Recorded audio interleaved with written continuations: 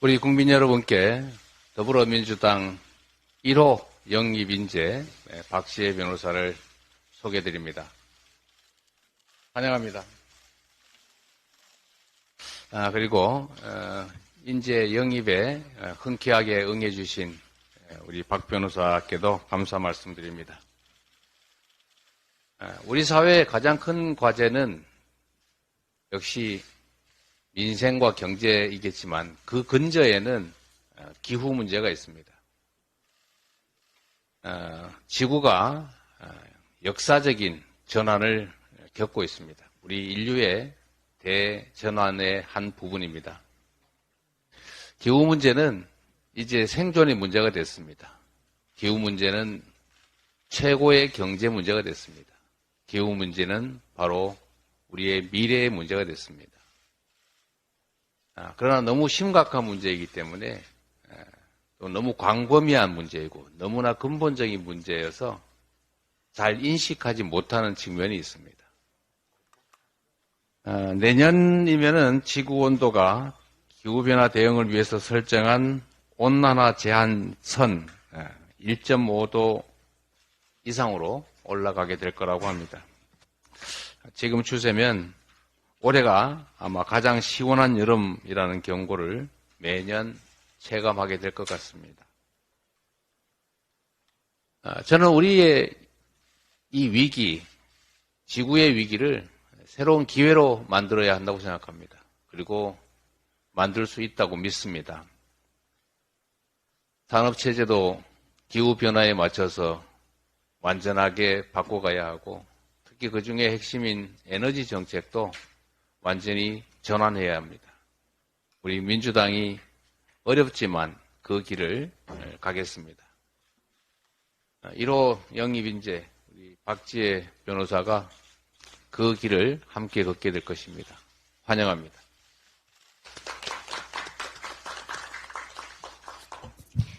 대표님 감사합니다. 이제 오늘의 주인공으로부터 이야기를 들어볼 시간입니다. 우리 민주당과 함께 안전하고 지속 가능한 미래를 만들어갈 인재입니다. 여러분, 기후 에너지 경제 전문가 박지혜 변호사에게 박수를 부탁드립니다.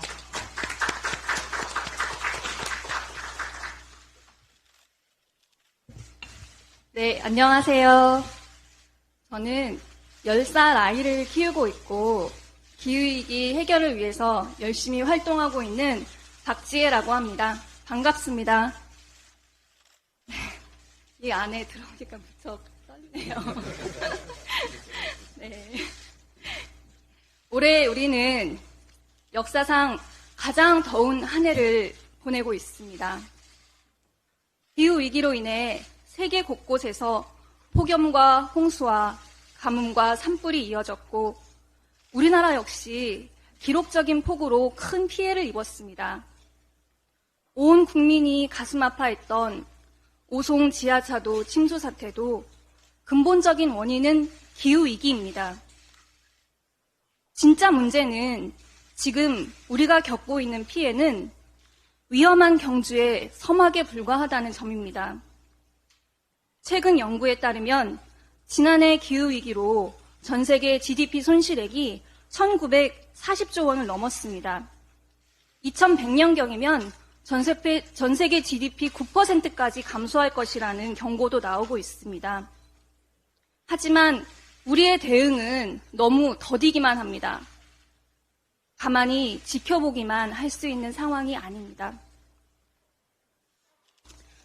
저는 경기도 연천군의 작은 양장점 주인의 딸로 태어났습니다. 가끔씩 아빠를 따라다니던 동대문 시장의 휘황찬란한 풍경에 놀라던 아주 평범한 시골 소녀였습니다. 하지만 고등학교 때 처음 접했던 제인9달의 이야기는 저의 인생을 흔들어 놓았습니다. 엔지니어를 꿈꾸며 과학고를 다니던 저는 제인9달이 묘사하는 대자연의 아름다움에 감탄하면서 환경 문제에 대한 우려에 깊이 공감하게 되었습니다. 이때 이미 기후 변호사로서의 운명이 결정되었을지도 모르겠습니다. 대학을 졸업하고 대기업에 취업해서 사회책임 경영 담당자로 일했습니다. 환경 문제에 책임을 다하고자 했지만 세상은 별로 변하는 것 같지가 않았습니다. 결국 저는 안정된 직장을 버리고 법으로 세상을 바꾸는 변호사의 길을 택했습니다.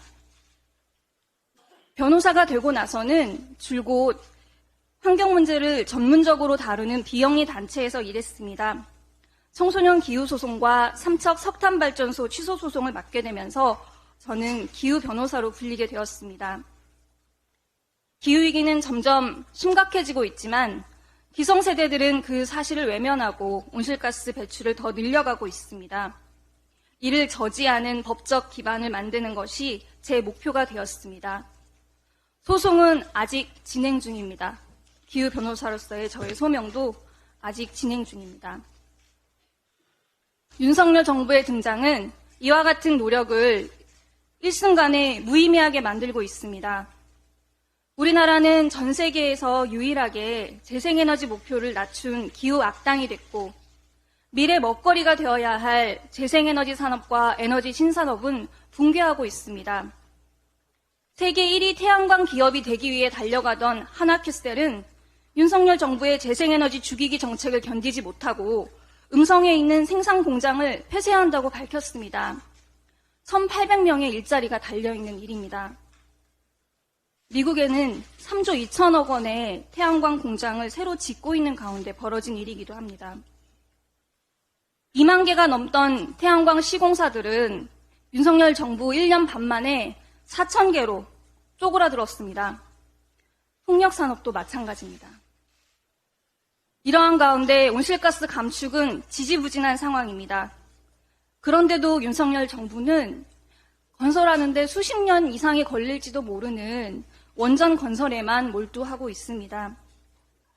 우리나라는 올해 발표된 기후변화 대응 지수에서 67개국 중에 64위를 차지했습니다. 우리보다 순위가 낮은 국가는 중동의 산유국들 뿐입니다. 제가 정치에 뛰어든 이유가 바로 여기에 있습니다.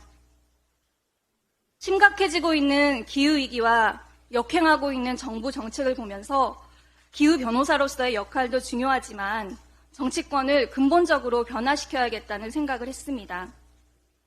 이제 저는 정치인 박지혜로서 기후위기에 대응하면서도 지속가능 경제의 기반을 마련하는 활동을 하려고 합니다.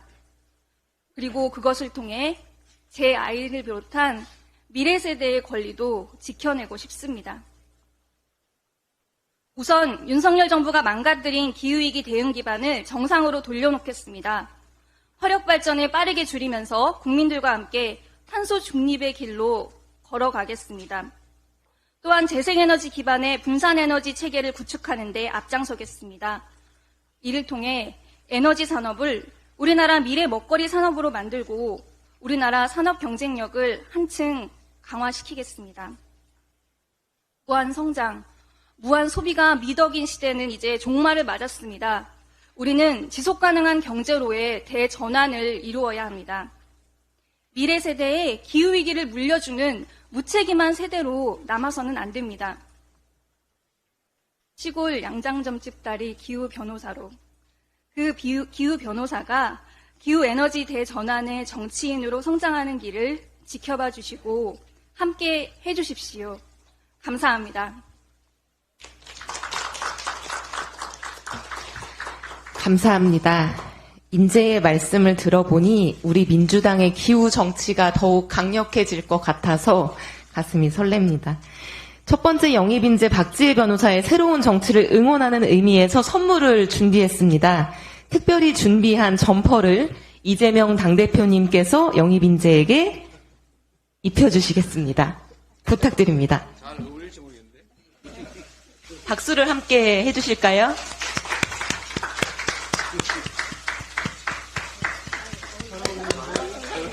네.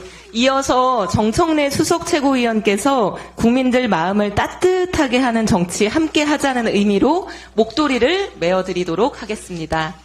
목도리를 단추를 잠그고 목도리를 메어주시면 함께 박수를 부탁드리겠습니다. 네, 감사합니다. 이제 사진 촬영의 시간을 갖겠는데요. 일어나신 상태로 백두루 앞에 모여주시고요. 우리 조정식 사무총장께서 꽃다발을 전달해 주실 예정입니다. 자, 이제 모여서 구호를 외쳐보겠습니다. 구호는 감사합니다. 구호는 더불어민주당 화이팅, 박지혜 화이팅으로 하겠습니다. 자, 더불어민주당 화이팅! 박지혜 화이팅! 한 번 더 하겠습니다. 네, 더불어민주당 화이팅! 박지혜 화이팅! 기후정치 화이팅!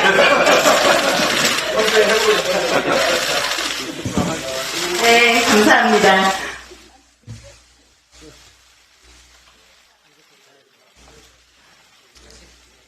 오늘의 공식 행사는 여기서 마치고 이제 언론인분들과의 질의응답 시간을 갖도록 하겠습니다. 대표님과 의원님들은 이석하시고 이제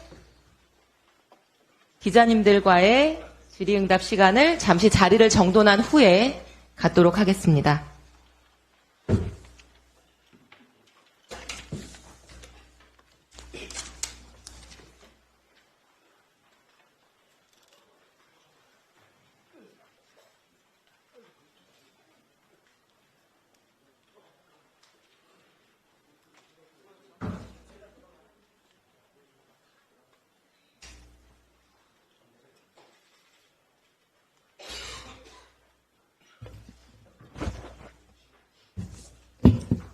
기자님들이 지금 카메라 뒤에 계셔서 잘 안 보일 수 있는데, 잠바를 입으라고요? 네. 그래도 잠바를 입고 진행하겠습니다. 우리 영상기자 선배님께서 요청을 주셨기 때문에. 네, 뒤에서 손을 좀 높게 들어주시면 보일 것 같습니다. 질문 있으신 기자님들 손 들어주시고 소속과 성함 말씀해 주시면 감사하겠습니다. 저희 혹시 마이크가 준비되어 있을까요? 핸드 마이크가? 따로 없으면 말씀 주시는, 네.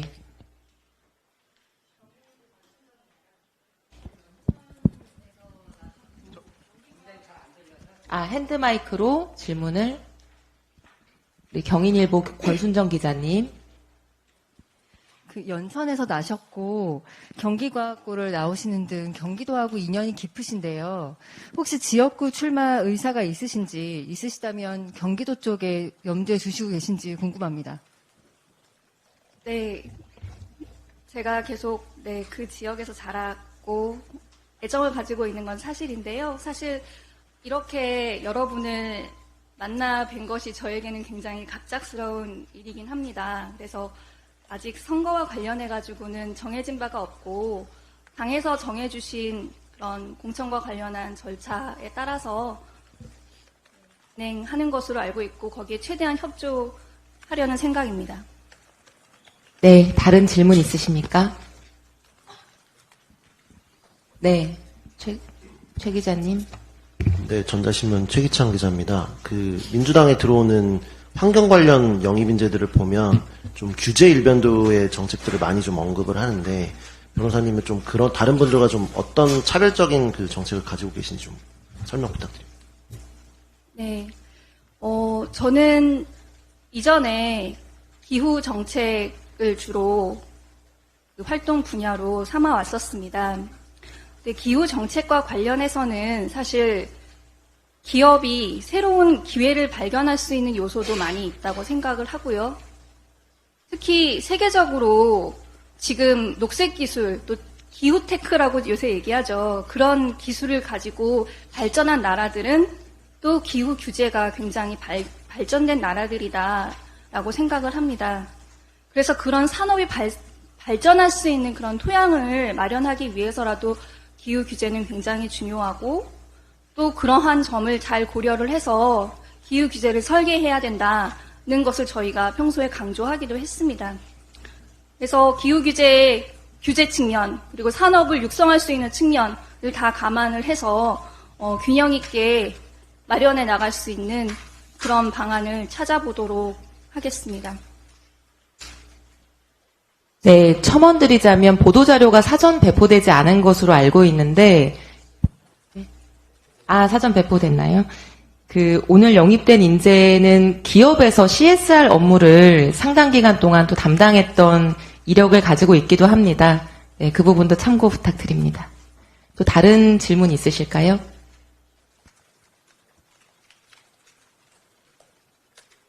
네, 권순정 기자님.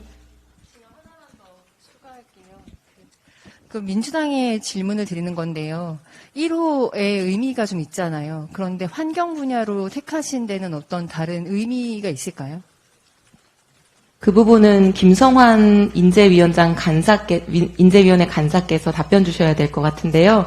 이번에 기후 환경 인재를 1호 인재로 한 것의 의미를 질문하셨습니다. 네, 잘 아시겠지만 우리 인류 사회에서 지금 가장 절박한 문제가 기후 위기 대응과 불평등 해소입니다. 그런 면에서 기후 위기가 단시간 내에 해결되는 건 아니지만 절박한 문제이고 시급한 문제임에 틀림이 없습니다. 그런 면에서 이 기후와 불평등을 해결하겠다고 하는 우리 민주당의 의지를 담아서 첫 번째 인재 영입 후보자로 택하게 되었다는 말씀드립니다. 네, 또 다른 질문 있으실까요? 네. 네, 안녕하세요. 매일경제 위지혜 기자입니다. 지금 그 변호사님께서 그 에너지 전환 포럼의 감사도 맡고 계신데 여기에 이제 이재명 대표가 고문으로 계시잖아요. 혹시 이전부터 좀 이 대표랑 인연이 있으셨는지 좀 묻고 싶습니다.